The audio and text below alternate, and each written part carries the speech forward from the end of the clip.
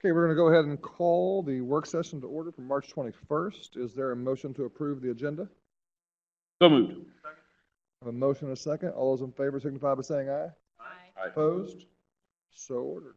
We will now start public comments. Do we need it? Not for, we don't need to do attendance for work session, do we? No. Okay. Public comment is limited to 30 minutes and 2 minutes per comments. Brian, you have our list? Welcome, Tim. Looks like we can give them longer than 2 minutes if need be. Welcome. Good afternoon. Thank you. Thanks for taking some comments this afternoon. I'm Tim McRoberts. I'm the Associate Executive Director for the Indiana Association of School Principals. My boss, Dr. Todd Best, sends his best. He is in Washington, D.C., and where it is not sunny and 75 degrees currently. I think there's some snow on the ground, so he sends his regards. We would just like to very quickly continue to talk about some points on the accountability rule. Number one is that we would like that the subject level cap on growth be removed. We feel that this can actually measure the progress of our students better overall. Number two, we are concerned about the premature removal of growth at the high school level now that we know that I-STEP will be given for the next 2 years. I think there's an opportunity for us still to use that growth measure, have that factored in the accountability grade for schools. And also when it does move to accountability test of the SAT or the ACT, we feel that there still would be an opportunity through the PSAT or the plan test to measure growth on our students. So we think that's an important component. And lastly, we would like to see a decrease in the percentage for proficiency. As we move to the national exam, the SAT or the ACT, we are concerned that that exam is not really made or used to measure proficiency. There's actually been a couple articles that have been out recently, Education Week and such, which warns states against using those exams for accountability reasons. Also, would like to see possibly use of a growth target similar to what the current CCR measurement has attached with it at that 25%. So that's all I have for comments. Be glad to take any questions. Thank you very much. All the public comments.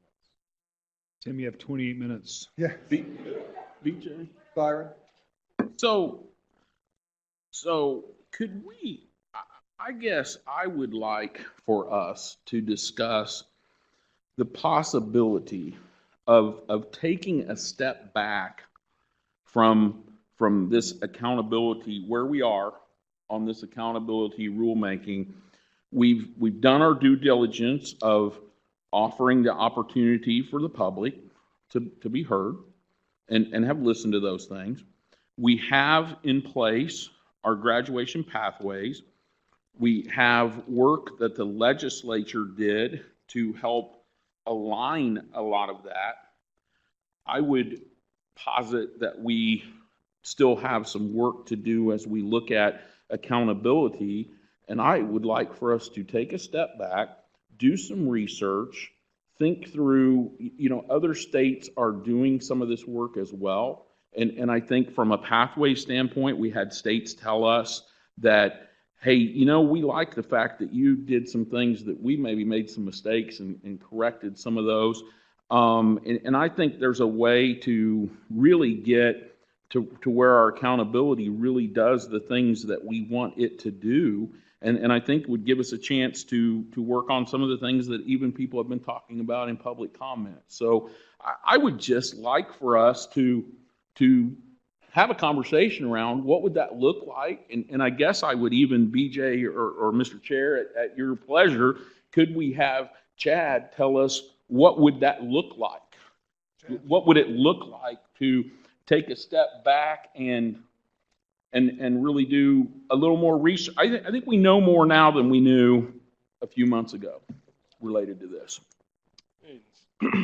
So if I'm understanding the question, it is, if we were to take a step back from the work session today, what would it look like going forward? Is that my understanding? Yes. What, as I understand it, from the time we started rulemaking, we have a year. That's correct. So what would that look like on where we have going for, knowing where we're gonna be with testing now for the next 2 years, or those possibilities? I would argue that some of the adjustments that we were trying to make don't need to be made at this point. I just want to hear from you, just so we know. Yeah, so we've obviously started the rulemaking process, and we've held public hearings on the proposed rule as it currently sits now. Sorry about that. We've taken the public comments on the proposed rule as it was published and advertised. But as far as taking a step back from that and doing more research, that's certainly up to the board. The April 4th deadline to vote on that was simply a staff recommendation to take a vote at that time if the board wanted to have that rule in place for the upcoming school year. Now, if that's not the case, and the board is comfortable using the current rule for an additional year, then that 4-4 deadline and that 4-4 recommendation is something that can be changed, really. So could you lay us out, maybe before by the April meeting, if we had this direction, proposed timeline? Yeah, and Everything so, that would be included in that timeline? yeah, and so then, is it fair that I operate under the assumption that the board then would want a timeline to have a rule in place, not by the 18-19 school year, but by the 19-20 school year? I don't want to speak for Byron, but I think it's important to get this right, more so That than would to be my get it right opinion, now. but I think that's. But I don't want to get that far yet until we hear from everyone, but if you're asking me personally, yes, because it's my understanding we've had it approved by April in order for it to be in effect for 18-19, correct? That's correct. That's probably unreasonable if we're going to continue to study this. So my thought would be it would be in effect for the 19-20 school year, but obviously we'll hear from everyone before we give you that direction. Yeah, absolutely. But if that's what the board wants, yeah, we will have a timeline ready for you. Questions, comments, concerns? I'll just add, if I could, I'm supportive of that. I think we should take our time and get it right. That's kind of what I advocated in January. Felt behoove us to take our time. So, I'm happy to hear that Byron, you and like to take this step or take a step back anyways, in terms of just timing, so that we have plenty of time as a board to not only hear the amount of public comment that we've been getting over the last couple months. We can take that into account as we formulate the rule. Any other questions, comments? I would say at least the 19-20. ISTEP is for 2 more years, correct? So we could actually, We'll have to determine I think we have to vote, but I that. think We that's. will have to but- determine that, yeah. say that again, Byron, please, Well, that was left, as I understood it, that was left to the board in the to legislature. be determined, and we haven't determined that yet. But again, that's something to study, But which takes I time. think that's a Right. fair assumption. To my point, right? I mean, I Right. And think that- we know, again, that goes we to know your a point lot of- more than we knew. But that takes time to discuss. Absolutely. Which then pushes things back. Right, right. This isn't just from a process standpoint, so the rulemaking process is in place, public comment is being taken.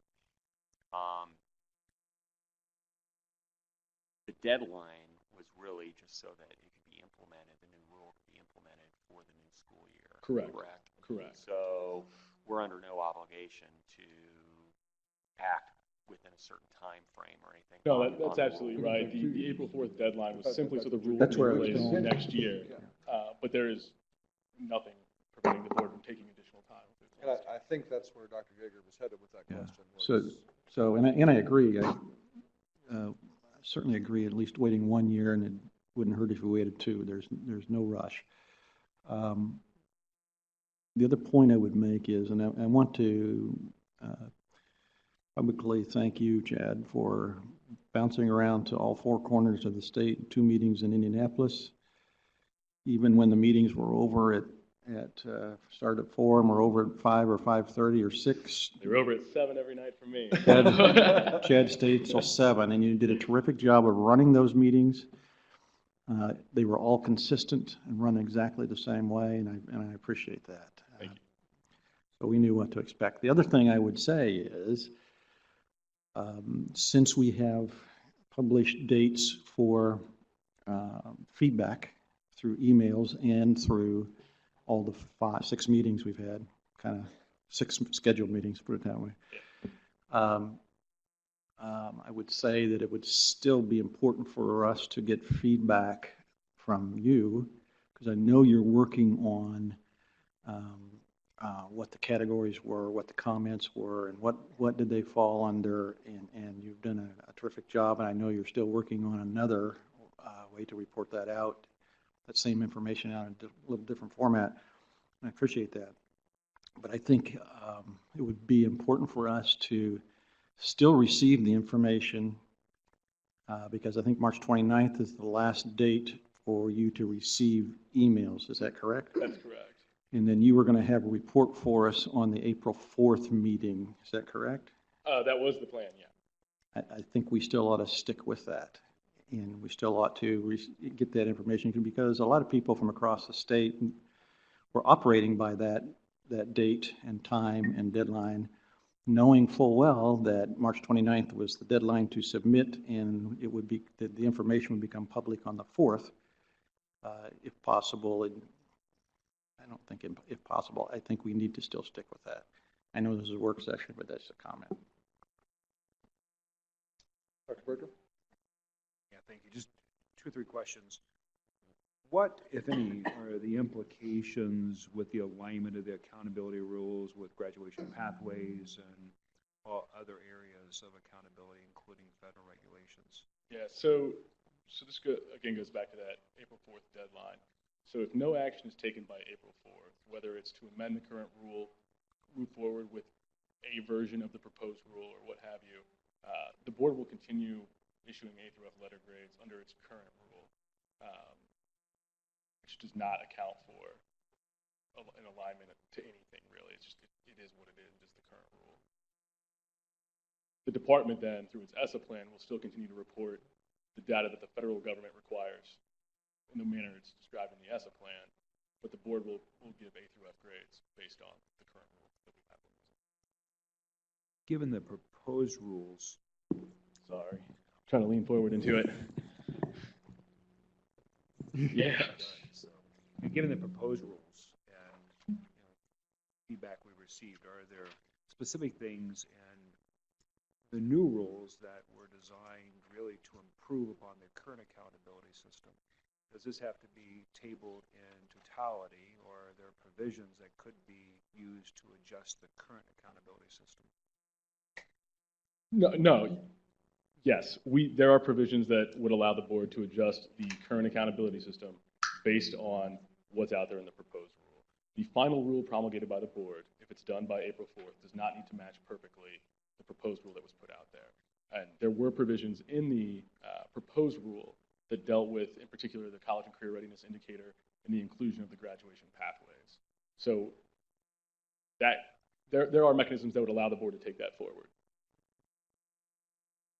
And Chad, would those need to be in place by the April meeting to have effect in 18 or 19? So Not ideally, if it's necessarily. going to be a change to rule, yeah. So could you do this for us, and anyone can correct me here as we stand. Could you bring us 2 separate timelines for April? Yep. One would be a timeline if we were going to amend the current rule, or any housekeeping items to do in reference to Vincent's questions, if there are. Okay, the housekeeping side of things, yeah. Things that we can clean up for the current rule, since it's going to be in effect for indefinitely, and what it looks like if new rulemaking is initiated. Yes, I can do both. Can I just say, though, from the field's point of view, if we change things in April, and then we change things again, we just continue to move the target and move the target and move the target. Last night at my local school board meeting, we actually were talking about accountability, and we showed all of the dates that target's been moved for schools. And since 2011, it has been moved every single year, either because the test has been changed or accountability has been changed. And so from a school's point of view, I understand that with good intentions, you're trying to tweak things to make them better. But in terms of that, it's just one more change. And so, I mean, I'm just saying, please truly consider the fact that if you're just tweaking it, just hold off until you truly make the major changes a year from now, because what you consider tweaking is truly moving the target for the people who are in the field. And so it's just one more move that everybody in the field has to adjust to. I just asked the question, are there things that, based on the feedback we received from the field, that we could actually improve the current accountability system while we move? And if the feedback we received is irrelevant to the current accountability system, then I would suggest that. And I understand, because I understand that, like, again, that there are things to improve, and again, those tweaks can improve it, but even with good intentions, that movement is movement. And If it's to improve something. So you're suggesting that we keep the status quo? I don't want to irrespective. speak for the whole field. I mean, Steve or Mary Ann can Well, there are a speak lot to of it, other but people in the field, right? So I think many of us have been in the field and understand the field. So there was just a general question that I was asking. That target has moved every year since 2011 in one way or another. And even with good intentions, every time it moves. And every time it moves, everybody has to adjust. And at some point, leaving it alone lets people try to change their own curriculum and update things and try to work on things that they already have to work on. But to Vince's point, if there was, I see both sides, but to Vince's point, there might be things such as, I'm trying to give an example where we now in our grad pathway said students could, and the legislature made this option that students could graduate using those. Yeah. Now, right? So to me, a change like that would do nothing but help. To me, and I think, is that what you're saying by weighing in? That to me, that would make no sense to not do that. And that's fine, and I understand that. I'm just cautioning us to play with percentages and to add things that, to just be very cautious, because moving that target is one more move in a. Yeah, and I think, Dr. By simply adding graduation pathways, it's expanding the list of options, and it And makes I it easier for I can students tell to you that qualify will as be a college request that graduates. I will make, So I is think to that add those pathways into the CCR. So we're telling schools, do what's best for kids. If you have a student that didn't pass grade 10 I-STEP and he chooses this pathway that we've told him will create a successful life for him, schools shouldn't be punished for that. And right now, in accountability, they will be. So that is something to then. Starting to play with things and then looking ahead and saying, we're going to play with them further a year from Yeah, now. and I want to be clear on my statement as well. I was not in any way suggesting that we take the proposed accountability rules and just add one at a time and tweak it. That was not the intent at all. It was what we learned from the field based on our current accountability system. Are there things that we could adjust today that gives relief in the time that we consider in the new proposed rules? And if we've learned something that could be beneficial to schools, why would we wait to make that adjustment if we can do it between now and then? So I think what we learned from public comment is schools really like uncapped growth, and they really like growth at the high school level. And leaving the current rule in place accomplishes both. So that's fine. Could you run through next steps, just so, because I know we're not going to take a vote, but I would like to at least get a head nod of consensus as to what next steps are for you as well as us. Yeah, so. Could I ask a legal question first? Absolutely. Do you mind? Nope. Okay. Excuse me. We had 6 meetings that were advertised, and specifically what was presented was these items that we're considering. on April 4th. And now, if we're looking to amend what the presentation was legally, because those were advertised meetings and the agendas were advertised and we had to follow those in all 6 locations.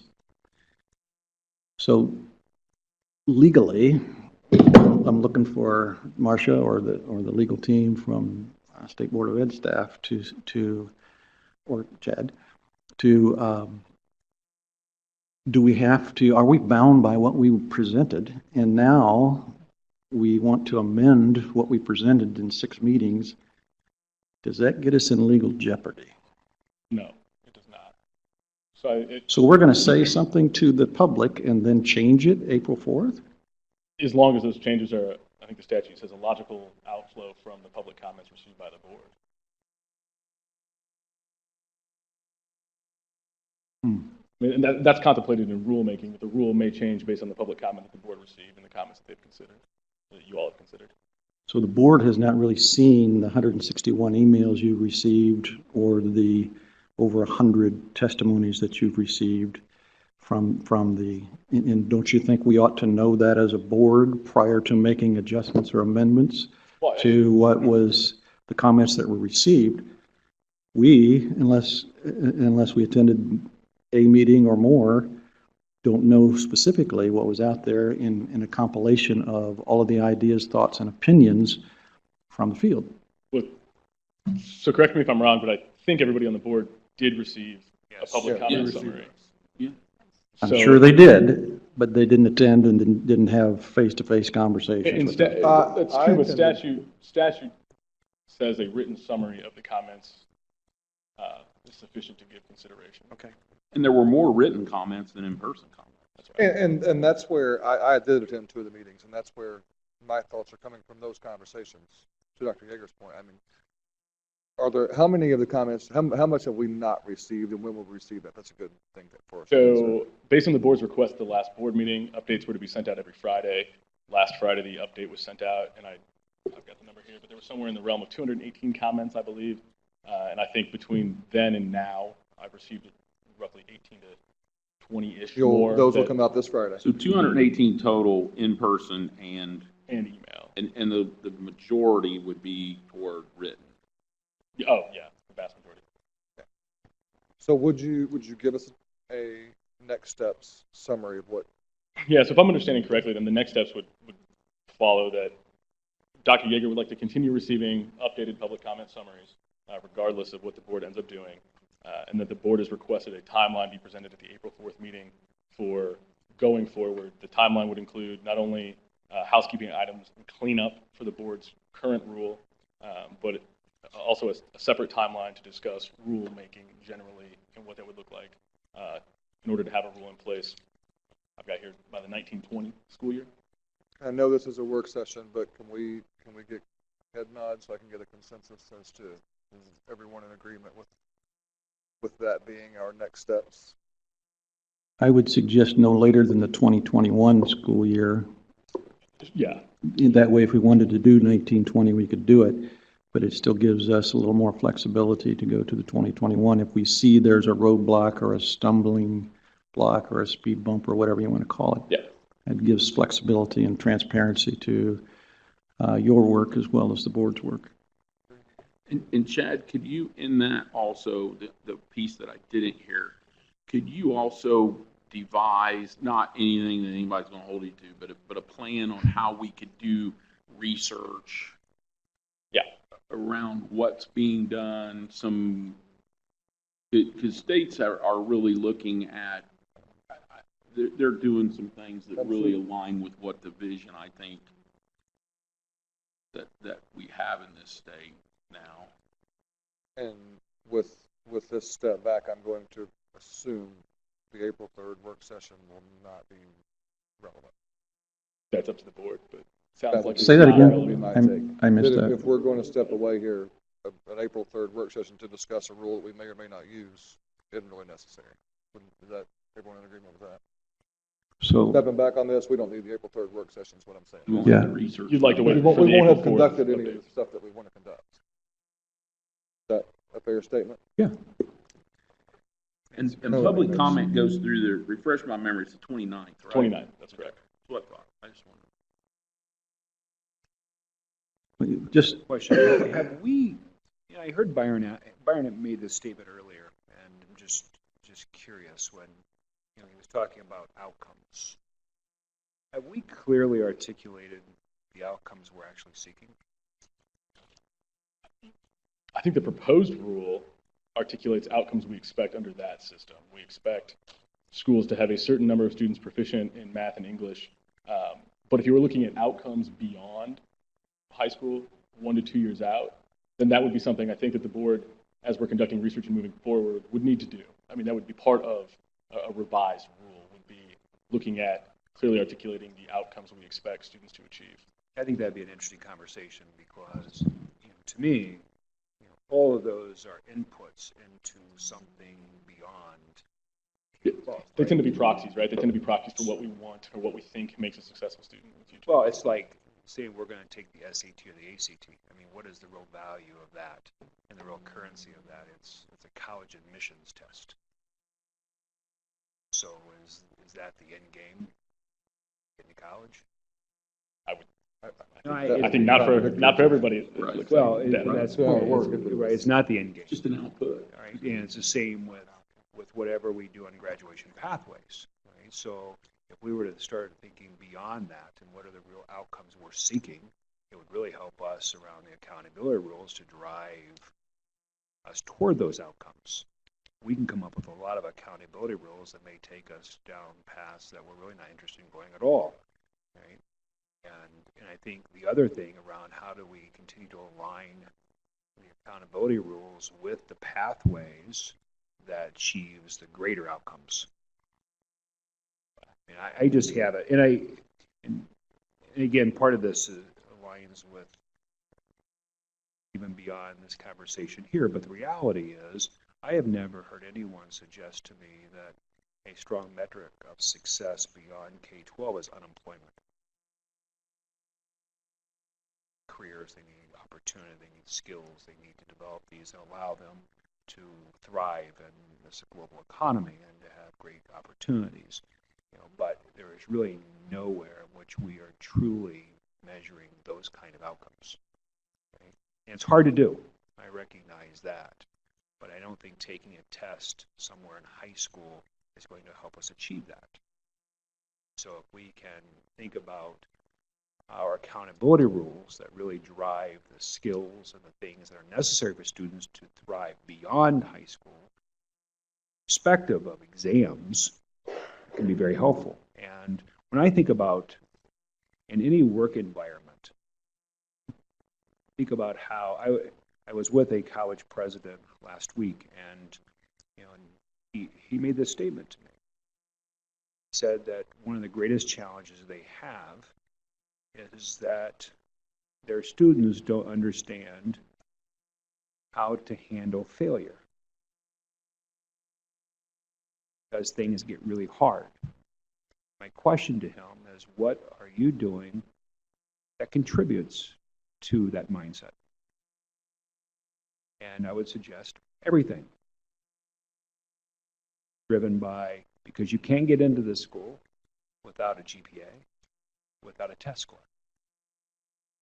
So any condition of failure along the way, but I think it's an absolutely critical skill for students to really understand growth and how you continue to develop as a student. And if we're not nurturing that growth mindset, I think we're really missing an opportunity. And I'm really concerned that we continue to focus on an exam, that is going to be the measure of success. And how we can tie all this and really think about growth, the way we grade students, the way we assess them, could be, I think, a very powerful motivator for students. I have heard many, many students over a 25-year career tell me that they have failed a course in the first 6 weeks. I can't get enough points to pass this course. And it's just not the way the real world works. And I think we have an opportunity here to help develop that growth mindset. Anyway, I just think I'd really like to start, if we're going to take this position, which I think is a favorable position, And it'd be really interesting to really start with those outcomes and work backwards and try to figure out. And to me, it has to be beyond K-12 or just getting to college. College is the pathway to something much bigger, much greater. So, thank you. I think to Vince's point, those are the questions that we don't have answered yet, and I think that's why there's support for Byron's motion. Brian, just housekeeping, I got head nods. Do we need to take a vote on this we're good?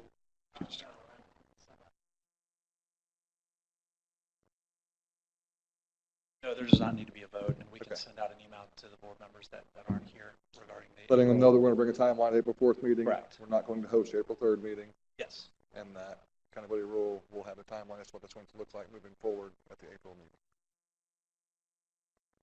Any other questions or comments? So are we, I just want to make clear, and then Dr. Ernest, I have a question for you.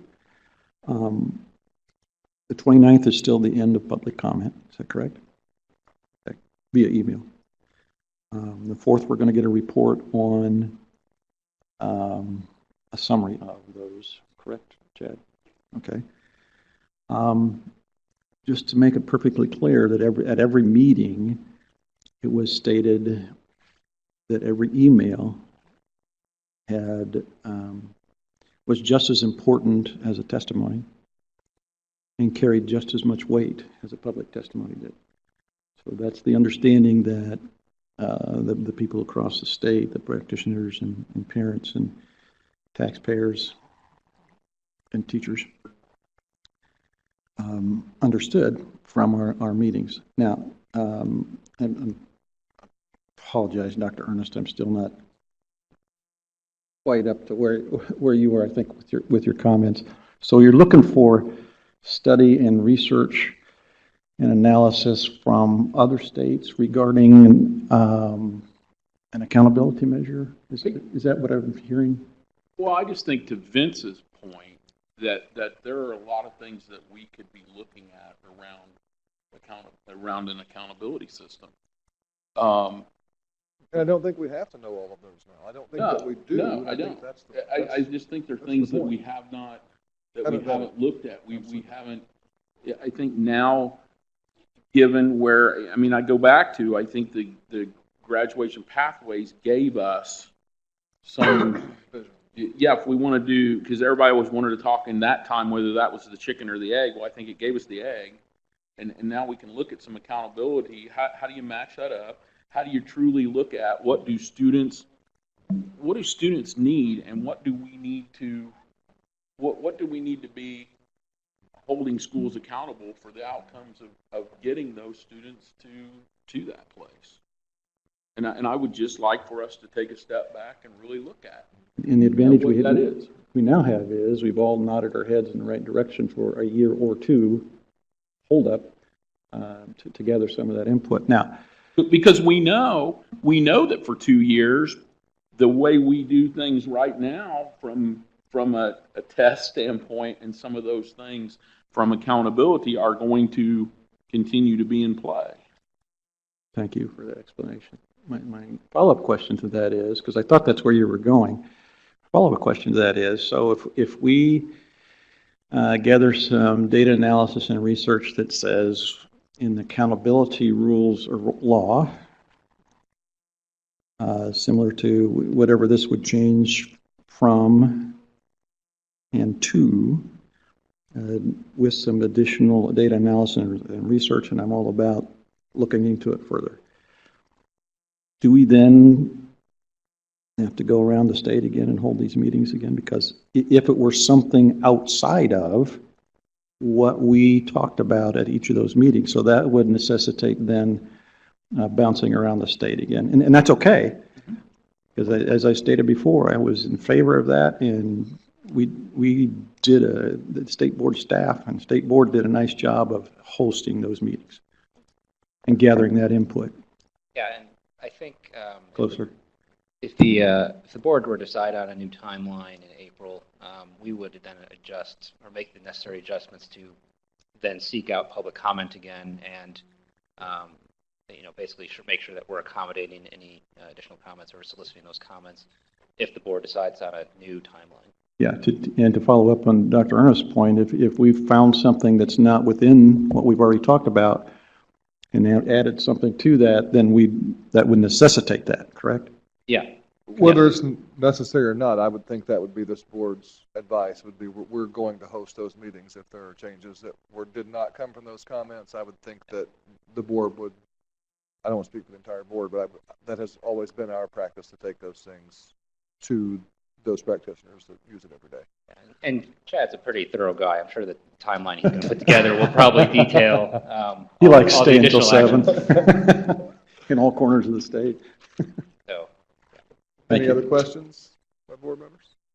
A comment. So I'm not sure that we do have clearly articulated outcomes yet, and I'm not sure that the purpose of the research without those is pretty difficult, although the research may inform some of those outcomes. So I think more conversation about that is probably a critical piece to drive us forward and on the same page.